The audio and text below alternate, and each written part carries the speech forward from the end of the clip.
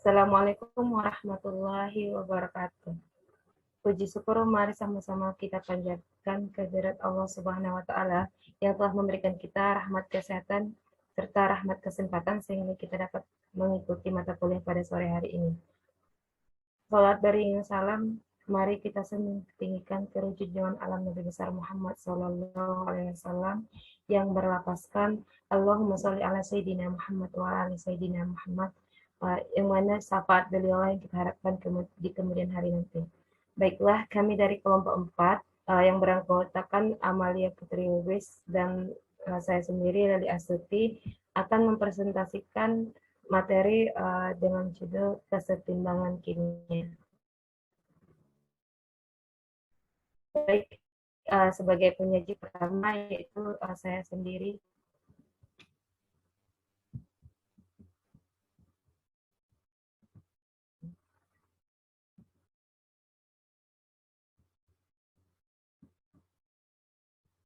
Oke, pada materi kali ini, itu pada materi kesetimbangan kimia, kami akan menjelaskan mengenai beberapa poin, yaitu yang pertama itu reaksi irreversibel dan reaksi reversibel, yang kedua itu kesetimbangan dinamis, yang ketiga kesetimbangan homogen dan kesetimbangan heterogen, yang akan saya jelaskan sendiri, dan selanjutnya tetapan kesetimbangan atau KC, makna tetapan kesetimbangan, kesetimbangan heterogen, dan manipulasi tetapan kesetimbangan akan dijelaskan oleh rekan saya Amalia Putri Lubis.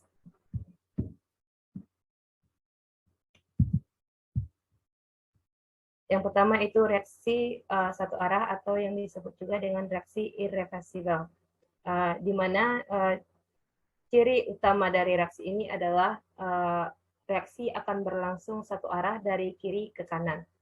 Yang kedua itu zat hasil reaksi tidak dapat dikembalikan seperti zat sebelumnya. Yang ketiga itu reaksi baru berhenti apabila salah satu atau semua reaktan habis. Dan yang keempat itu adalah reaksi ditulis dengan satu arah atau dengan panah seperti yang kita lihat. Nah, di sini kami ambil contoh yaitu reaksi yang terjadi pada saat kayu dibakar menjadi arang. Nah, di sini kita dapat melihat apakah arang dapat kembali menjadi kayu. Nah, tentu tidak mungkin. Setelah kita bakar kayu menjadi arang, kita tidak akan dapat kembalikannya lagi menjadi kayu seperti semula. Nah, peristiwa ini merupakan salah satu contoh dari reaksi satu arah yang kita bicarakan saat ini, yaitu reaksi irreversibel, di mana reaksi ini tidak dapat bereaksi kembali membentuk zat bereaksi seperti sebelumnya. Nah, selanjutnya adalah reaksi reversibel atau reaksi dua arah, di mana di sini ciri dari reaksi ini yaitu reaksi berlangsung dari dua arah, yaitu dari kiri ke kanan dan dari kanan ke kiri.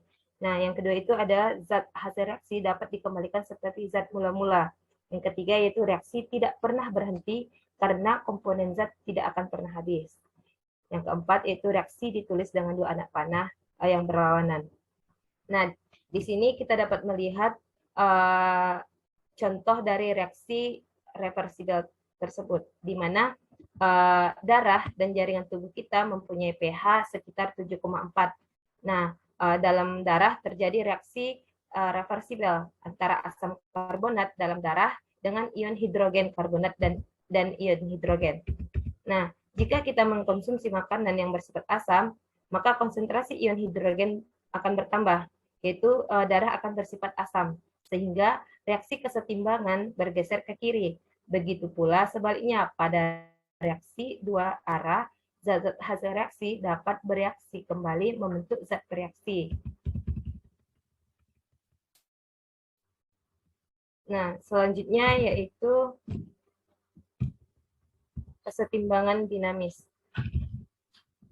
Nah, kita dapat melihat pada gambar yang telah kami sajikan, yaitu Untuk memahami keadaan kesetimbangan dalam sistem kimia dapat dilihat dari reaksi di nitrogen tetraoksida dan sistem tertutup, di mana dalam wadah yang mula-mula hanya ada gas N2O4 yang tidak berwarna, seiring berjalannya waktu, gas N2O4 mulai terdisosiasi membentuk gas NO2. Nah, adanya gas NO2 dapat dilihat dari perubahan warnanya menjadi kemerahan. Nah, pada saat yang sama, molekul-molekul NO2 hasil reaksi disosiasi kembali membentuk N2O4. Oleh karena konsentrasi NO2 pada awalnya sangat kecil, maka laju penguraian NO2O4 membentuk NO2 lebih cepat daripada laju asosiasi NO2 membentuk N2O4.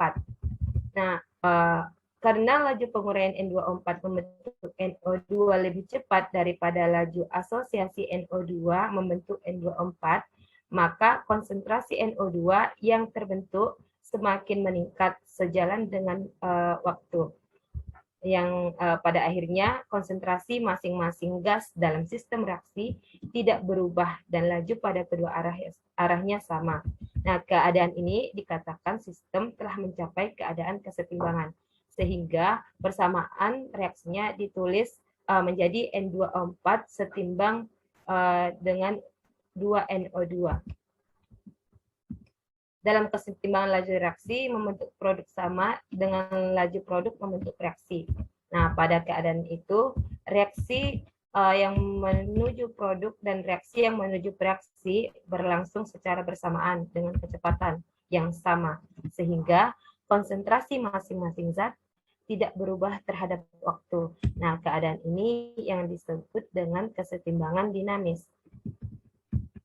Nah, kesetimbangan dinamis juga merupakan perubahan yang berlangsung secara kontinu dalam sistem molekuler atau mikroskopis. Sedangkan konsentrasi masing-masing zat dalam sistem kesetimbangan atau makroskopis tidak berubah, yang artinya pada tingkat molekuler terjadi reaksi antara reaksi membentuk produk. Nah, demikian juga sebaliknya, antara produk terjadi reaksi membentuk reaksi dengan laju yang sama. Tetapi pada tingkat makro, secara keseluruhan tidak mengalami perubahan. Nah, selanjutnya kita akan membicarakan mengenai kesetimbangan homogen dan kesetimbangan heterogen. Nah, yang pertama yaitu kesetimbangan homogen, di mana kesetimbangan homogen itu adalah kesetimbangan yang di dalamnya terdapat zat-zat dengan wujud yang sama. Itu satu fasa atau wujud zatnya yang sama. Contohnya ada C5H5OH ditambah dengan CH3COOH dalam aqua juga menghasilkan kesetimbangan CH3COO C2H5 dalam bentuk aqua dan H2O. Nah, yang kedua itu ada 2SO2 dalam fase gas ditambah O2 dengan fase gas, maka menghasilkan kesetimbangan 2SO3 dalam fase gas. Yang kedua yaitu kesetimbangan heterogen, di mana ciri utama dari kesetimbangan heterogen ini yaitu memiliki lebih dari satu fasa atau wujud zat yang berbeda.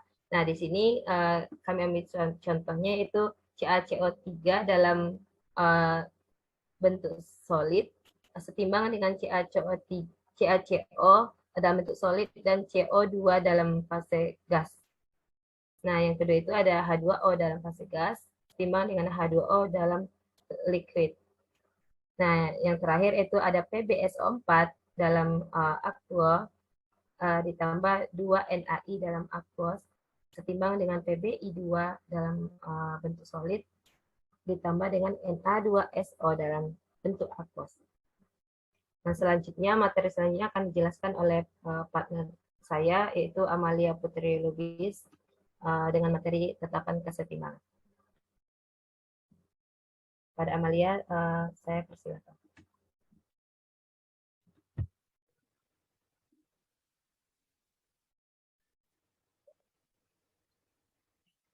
Baiklah, di sini saya akan melanjutkan materi selanjutnya, yaitu adalah tetapan kesetimbangan. Sebelum kita membahas itu tetapan kesetimbangan, kita harus mengetahui dulu yang namanya koesion reaksi atau yang kita kenal dengan Q. Koesion reaksi ini pertama kali ditemukan oleh Chateau-Goldberg dan Vetter-Walk, di mana mereka mengatakan bahwa perbandingan hasil kali konsentrasi produk terhadap hasil kali konsentrasi reaktan yang masing-masingnya dipangkatkan dengan koefisien. Di sini kita mempunyai suatu reaksi yaitu A2 ditambah B2 setimbang dengan A2B2. Di mana kita ketahui bahwa di sini produknya itu adalah A2B2 dan untuk reaktannya yaitu adalah A2 dan B2. Jadi karena tadi pengertian dari koesion reaksi adalah perbandingan hasil kali konsentrasi produk, sehingga kita mendapatkan Q sama dengan konsentrasi A2B2 pangkat Z, di mana tadi katanya yang masing-masing dipangkatkan dengan koefisiennya. Dan koefisiennya di sini adalah Z. Dan dibandingkan dengan reaktannya yaitu A2 pangkat X dan B2 pangkat Y. Di mana yang kita ketahui sendiri bahwa untuk konsentrasi itu adalah perbandingan jumlah mol dibagi dengan volumenya.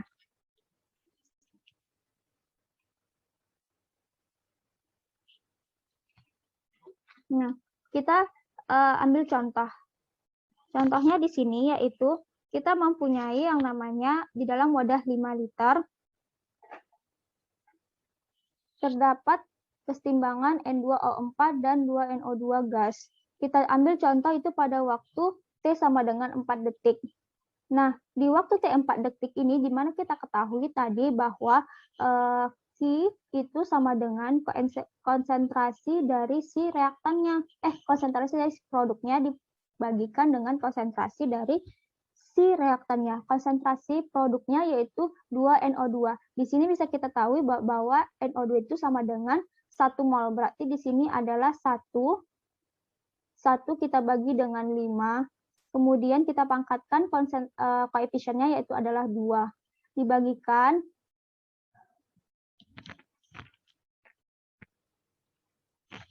kita bagi dengan konsentrasi dari si N2O2-nya itu adalah 1. Berarti 1 kita bagikan dengan volumenya adalah 5. Berarti kita mendapatkan di sini adalah Q-nya yaitu 0,2. Nah, selanjutnya kita akan mencoba dari waktu yang T6. Berarti Q-nya sama dengan konsentrasi NO2-nya itu adalah 1,5. Berarti kita buat 1,5 dibagi dengan 5 dibagikan dengan 0,5 dibagikan dengan 5. Nah, hasilnya ini adalah 0,9. Nah, bisa kita lihat bahwa di waktu T6 dan waktu T8 itu memiliki konsentrasi N2O4 dan NO2 itu sama. Sehingga tadi Q-nya kita dapatkan yaitu adalah 0,9. Nah, di sini tetapan kesetimbangan itu adalah QC pada kondisi setimbang. Tadi kita bisa lihat bahwa di sini yang konstan itu adalah Q-nya adalah 0,9, yaitu pada waktu T6 sama T8. Dan yang inilah yang kita sebut dengan Q yang disebut dengan KC. Berarti di waktu T6 dan waktu T8 inilah yang disebut dengan KC. Di mana KC itu adalah QC pada kondisi kesetimbangan. Nah, setiap reaksi itu memiliki QC yang berbeda-beda. Kita contohkan tadi, ada N2O4 dan 2NO2. Nah, di sini tadi kita mendapatkan KC-nya itu sama dengan 0,9. Nah, kita mempunyai reaksi yang satu lagi yaitu adalah reaksi kesetimbangan amoniak, di mana kita mendapatkan itu QC-nya sebesar 1,2. Nah, artinya setiap reaksi itu memiliki nilai QC yang berbeda-beda. Setiap reaksi memiliki karakteristiknya berbeda-beda. Sama seperti manusia memiliki karakteristik yang berbeda-beda. Seperti itu juga lah yang dimaksud dengan QC. Nah, kita lihat contoh berikut. Nah, di sini ada reaksi dari gas H2 dan I2 setimbang dengan gas HI pada suhu 700. Di mana di sini kita memiliki konsentrasinya yang berbeda-beda. Kita lihat konsentrasi dari si H2 itu sangat berbeda. Dan konsentrasi dari si I2 juga berbeda. Nah, tapi apa kita dapatkan? Yang kita dapatkan itu adalah dalam kondisi setimbang dia memiliki Kc-nya yang sama. Artinya berapapun konsentrasi awalnya, berapapun konsentrasi reaktannya di awal, pada saat kesetimbangan dia akan memiliki nilai Kc yang sama. Nah, artinya nilai Kc suatu reaksi itu bersifat tetap. Contohnya tadi H2 dan I2. Berarti Kc-nya itu adalah 48, sekitar 48. Berarti tadi kita mempunyai yang si N2O4 Kc-nya 0,9, berarti berapapun konsentrasi awalnya, dia akan memiliki nilai Kc-nya itu adalah tetap, yaitu 0,9. Nah, nilai Kc-nya itu hanya dipengaruhi oleh suhu. Jika suhu berubah, maka Kc akan berubah. Jadi yang mempengaruhi nilai Kc di sini adalah hanya suhu. Nah, apa sebenarnya kita mengetahui makna dari nilai Kc? Nah, jika nilai Kc besar, pada keadaan setimbang, konsentrasi produk jauh lebih besar daripada konsentrasi reaktan. Kita contohkan seperti ini. Misalnya kita mempunyai nilai Kc sebesar 2,2 kali 10 pangkat 3. Nah, kita tahu sendiri bahwa tadi Kc itu adalah konsentrasi dari si produk. Berarti di sini kita buat adalah konsentrasi NH3, kita pangkatkan 2, dibandingkan dengan konsentrasi N2 dikalikan dengan konsentrasi H2 dipangkatkan dengan 3. Nah, kita tahu tadi bahwa ini adalah perbandingan Kc-nya, dan Kc-nya itu kita ketahui adalah 2,2. 2,2 dikali dengan 10 pangkat 3. Nah, berarti kan di sini untuk mendapatkan 2,2 kali 10 pangkat 3, berarti perbandingannya di sini adalah 1. Artinya, 2,2 kali 10 pangkat 3 ini adalah milik dari si produk, milik dari si NH3. Makanya di sini diartikan jika nilai Kc-nya besar, pada keadaan setimbang konsentrasi produknya itu jauh lebih besar daripada konsentrasi si reaktannya. Nah, selanjutnya, apa makna dari nilai Kc kecil? Nah, di sini bisa kita lihat jika nilai Kc-nya kecil, pada keadaan setimbangan konsentrasi produknya jauh lebih kecil daripada konsentrasi reaktan. Nah, contohnya di sini, jika kita memiliki nilai Kc 1,3 kali 10 pangkat min 4. Nah, kita buat seperti yang tadi, nilai Kc itu kan seperti yang kita ketahui bahwa Kc-nya ini kan sama dengan konsentrasi dari si NO-nya pangkatkan 2 dibagi dengan konsentrasi N2 ditambah dikali dengan konsentrasi O2. Nah, Kc-nya tadi 1,3. Artinya kita buat di sini 1,3 dikali 10 pangkat min 4 itu tuh bakal kita bandingkan 1. Di mana kalau kita bandingkan 1? Nah, 1,3 kali 10 pangkat min 4 ini jauh lebih kecil daripada 1. Artinya konsentrasi dari si produknya itu kecil daripada konsentrasi si reaktannya. Nah, jika nilai Kc sama dengan 1 pada keadaan timbang, konsentrasi produk hampir sama dengan konsentrasi reaktan. Bisa kita lihat sendiri kalau misalnya dia sudah 1, berarti perbandingan antara konsentrasi produk dengan konsentrasi reaktan itu sudah hampir sama. Kita contohkan itu adalah SO2 ditambah O2 setimbang dengan SO3 yang memiliki Kc itu sama dengan 1,2. Nah, selanjutnya itu adalah makna dari nilai Kc. Nah, jika nilai Kc lebih kecil daripada Kc, berarti reaksinya itu adalah belum setimbang, sehingga reaksi akan berlangsung ke arah produk. Maksudnya, jika kita memiliki, misalnya kita memiliki suatu reaksi seperti ini, dan diketahui konsentrasinya adalah 0,8, 1,2, 0,3, dan nilai Kc-nya itu adalah 2,2 kali 10 pangkat 3. Nah, berarti kita cari Kc-nya ini sama dengan konsentrasi dari si NH3-nya itu berarti 0,3. Kita pangkatkan 2 dibagikan dengan konsentrasi 0,8 dikali dengan 1,2 dipangkatkan 3. Nah, hasilnya ini nanti adalah 0,06. Berarti kita mendapatkan Kc-nya ini adalah 0,6. Artinya apa? Kc-nya ini lebih kecil daripada si Kc. Nah, artinya nanti reaksi akan ke arah kanan atau ke arah produk. Berarti reaksinya ini belum setimbang. Sehingga dia akan dia akan bereaksi ke arah kanannya atau ke arah si produknya ini. Nah,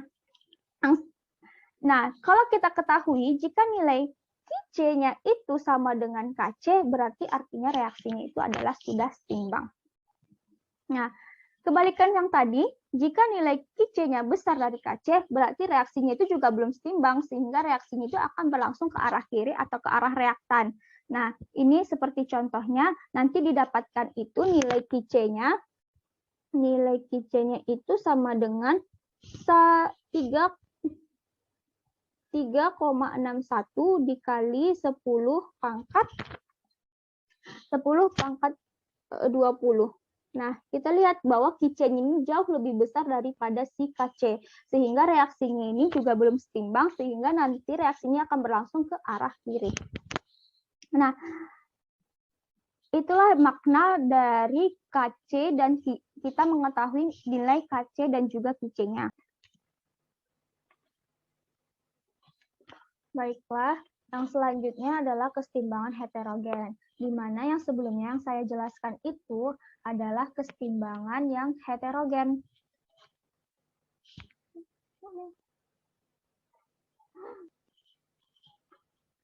Nah, seperti yang kita lihat tadi pada reaksi sebelumnya, bahwa yang di sini itu adalah gas.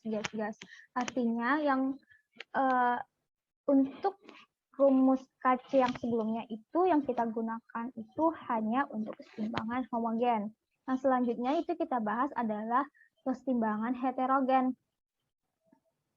Contohnya di sini yaitu adalah CaCO3 solid, di mana nanti akan bereaksi kesetimbangan dengan CaO solid dan CO2 gas.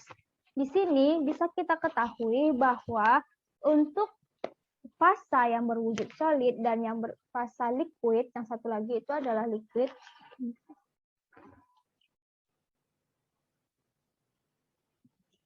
Dan yang satunya lagi itu adalah liquid.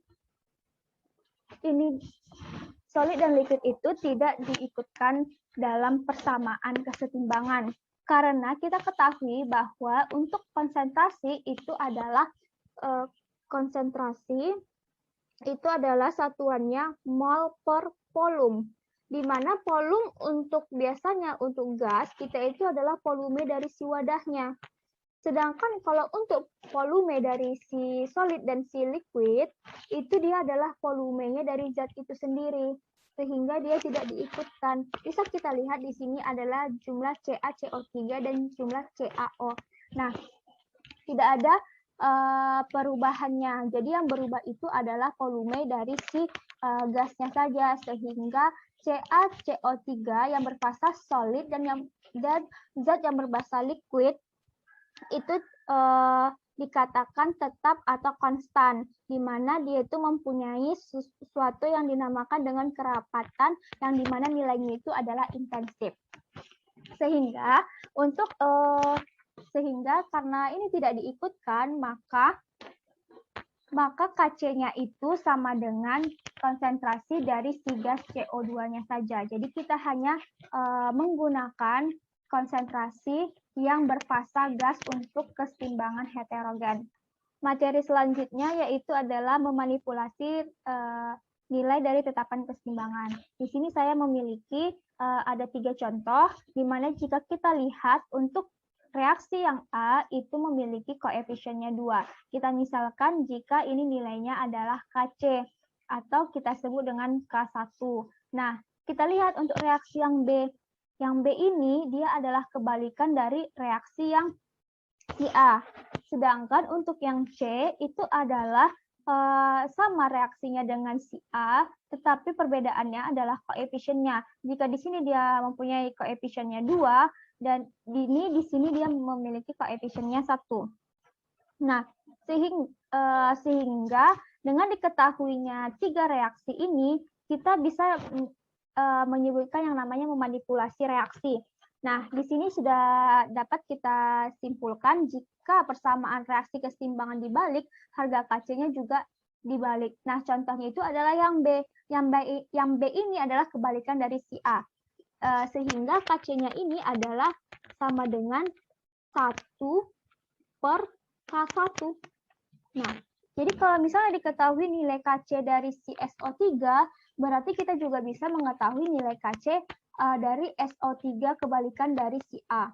Nah, yang kedua itu adalah jika koefisien reaksi kesetimbangan dikalikan faktor X, harga KC baru merupakan KC lama yang dipangkatkan X atau KC pangkat X. Bisa kita lihat itu dari yang C. Yang C ini adalah sama dengan yang A, di mana dia dikalikan dengan setengah. Kita kalikan dengan setengah. Artinya harga KC barunya itu sama dengan, katanya tadi dipangkatkan, berarti K3-nya itu sama dengan K1 dipangkatkan dengan setengah. Bisa kita ketahui kalau pangkat setengah itu adalah akar, berarti akar dari K1. Nah, untuk yang terakhir itu adalah jika reaksi dijumlahkan, harga KC setiapnya itu dikalikan. Nah, misalnya kita jumlahkan untuk ketiga reaksi ini, maka harga KC totalnya itu adalah K1 dikali dengan K2 dikali dengan K3.